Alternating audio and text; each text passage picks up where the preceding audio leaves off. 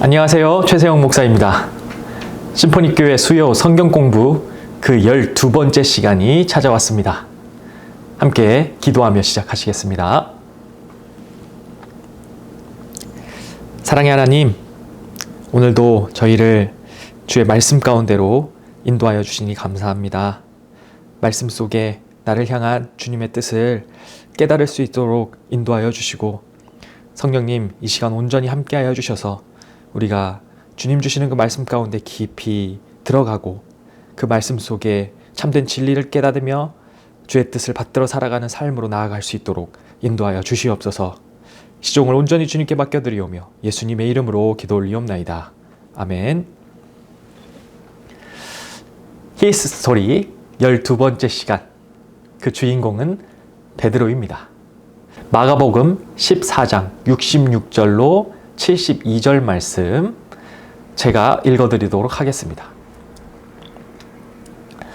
베드로는 아랫뜰에 있더니 대제사장의 여종 하나가 와서 베드로가 불 쬐고 있는 것을 보고 주목하여 이르되 너도 나사렛 예수와 함께 있었도다 하거늘, 베드로가 부인하여 이르되 나는 네가 말하는 것이 무엇인지 알지도 못하고 깨닫지도 못하겠노라 하며 앞뜰로 나갈새 여종이 그를 보고 곁에 서 있는 자들에게 다시 이르되 이 사람은 그 도당이라 하되 또 부인하더라.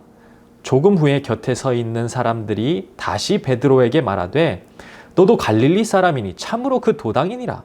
그러나 베드로가 저주하며 맹세하되 나는 너희가 말하는 이 사람을 알지 못하노라 하니 닭이 곧 두 번째 울더라. 이에 베드로가 예수께서 자기에게 하신 말씀 곧 닭이 두 번 울기 전에 내가 세 번 나를 부인하리라 하심이 기억되어 그 일을 생각하고 울었더라. 아멘. 우리 심포니교회 성도님들은 혹시 화를 좀 낼 줄 아시나요? 화날 일이 없으면 좋겠지만 또 인생이 그렇지만은 않잖아요. 그리고 또 화를 내야 할 상황에서 화를 내줘야 건강한 거라고도 하더라고요. 그렇다면 보통 언제 화가 나시나요? 운전할 때 특히 좀 많이 화가 나는 것 같은데, 뭔가 일이 생각대로 풀리지 않을 때도 화가 나기도 하고요.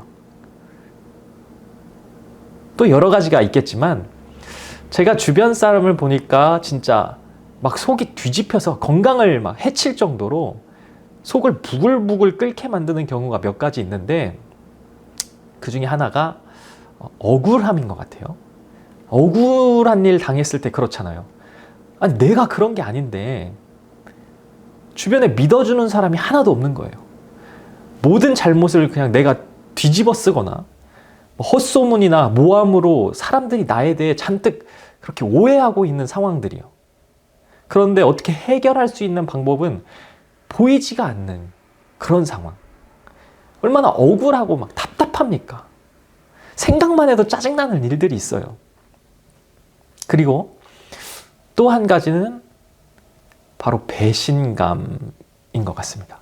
정말 믿었던 사람에게, 그래서 정말 잘해줬던 사람에게 제대로 그냥 뒤통수 맞았을 때, 정말 너만은 나에게 그래서는 안 되는데 하는 그런 사람에게 배신을 당하면 견딜 수 없는 속상함과 분노가 일어나는 것을 봅니다. 배신당한 사람 건강이 막 안 좋아지는 것도 보게 돼요. 여러분도 막 그런 적 있지 않으십니까? 억울한 일 막 당하거나 배신당한 경험이요. 그렇다면 성경에서 배신자 하면 누가 생각나시나요? 가장 대표적으로는 가룟 유다가 떠오르죠. 가룟 유다는 예수님께서 태어나지 않는 게 더 나았을 거라고 말할 만큼 말할 것도 없습니다. 그리고 또 한 사람, 누가 떠오르시나요? 바로 수제자 이 베드로 아닙니까?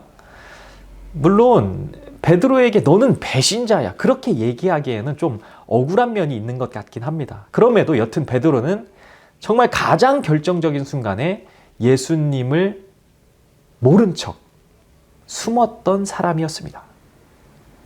오늘 말씀의 주인공이 바로 이 베드로입니다.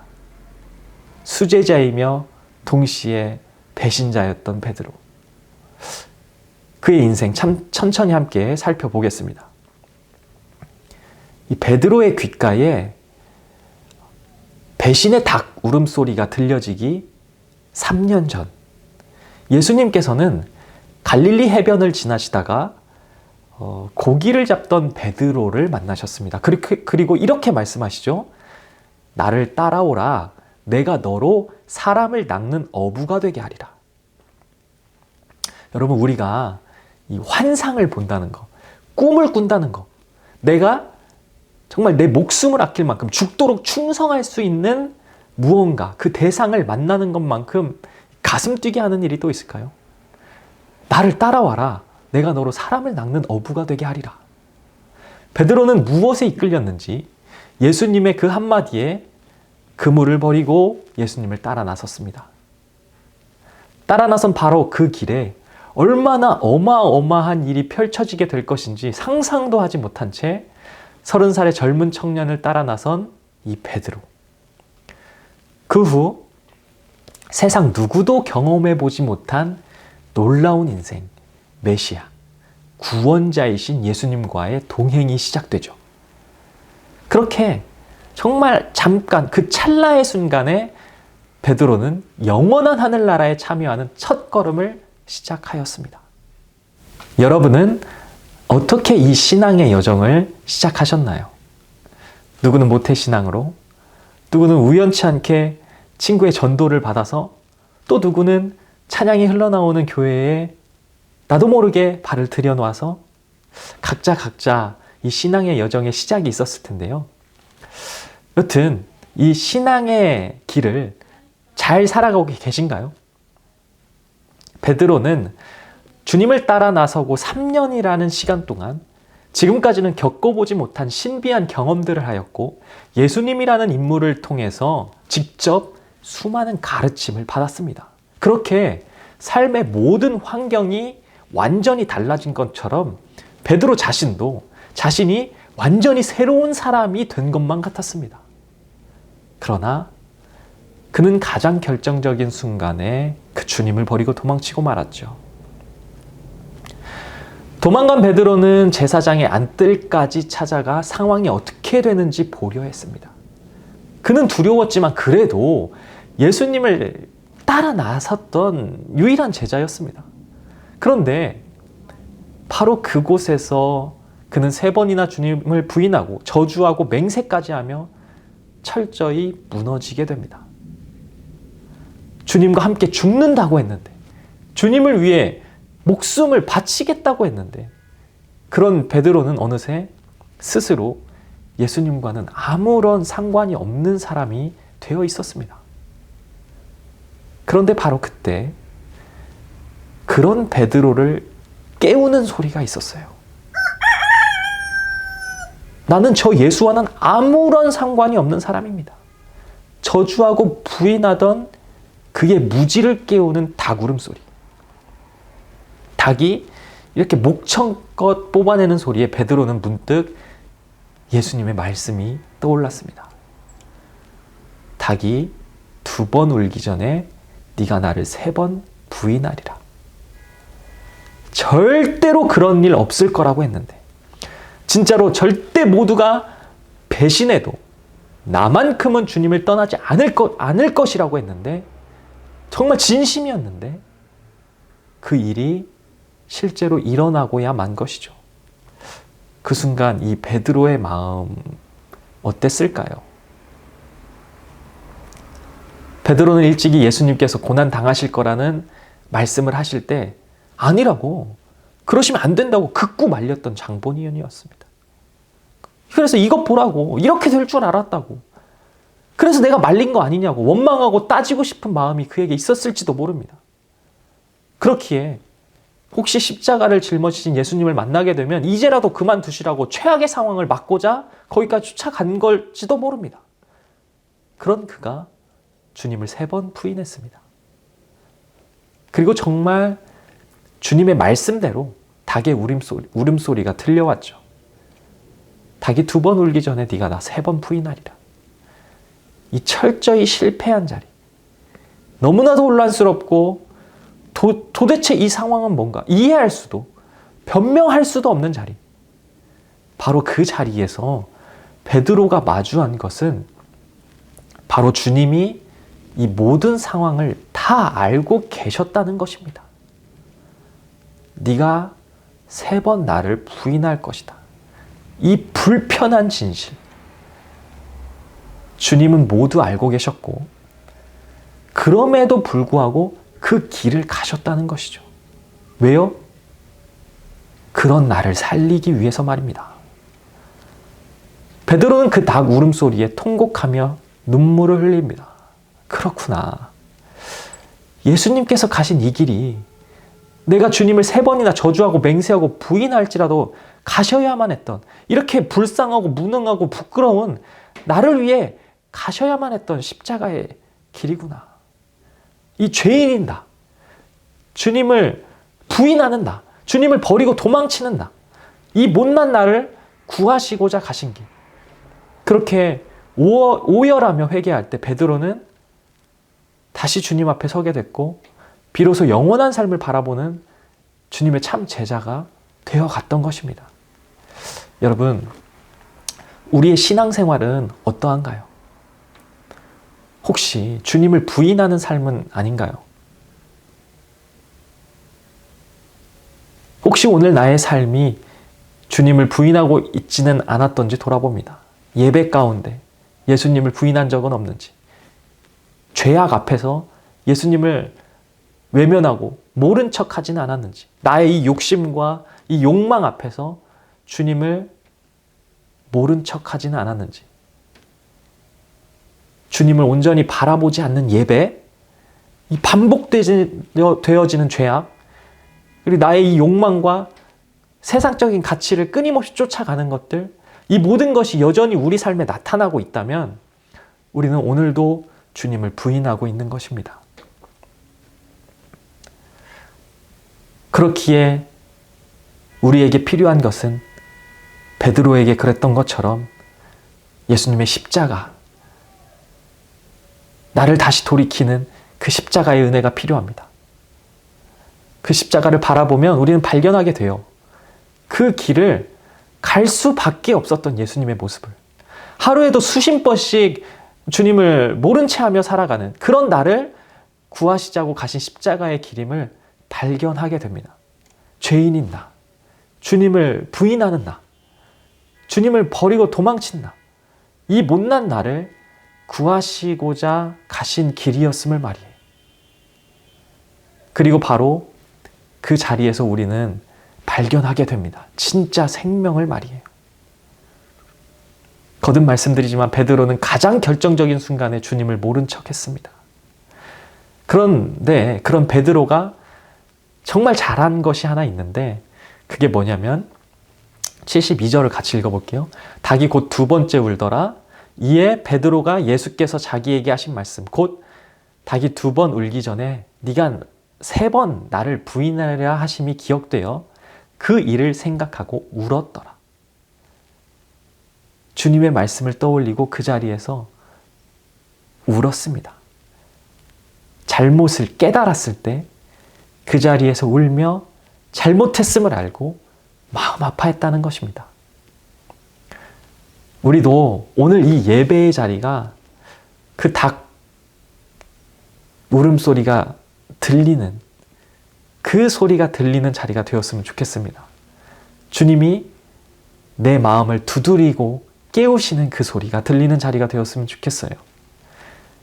그렇게 나의 잘못을, 나의 부족함을 깨닫고 주님으로 다시 돌이키는 자리, 바로 하나님의 길로 돌아서는 자리가 오늘 이 시간이 되시기를 주님의 이름으로 축복합니다.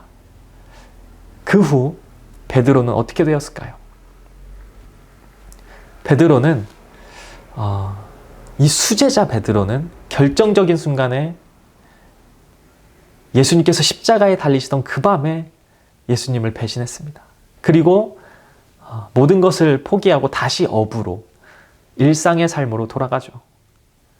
그런데 바로 그때 부활하신 예수님, 그분이 베드로에게 찾아오셨습니다. 그리고 한 가지 아주 중요한 질문을 하시죠.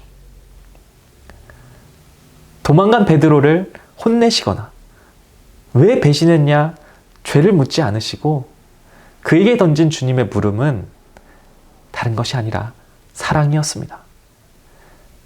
요한의 아들 시몬아, 내가 나를 사랑하느냐? 베드로가 앞으로 참된 그리스도인으로, 제자로 살아가기 위해서 이 한 가지면 충분했으니까요. 주님을 사랑하는가?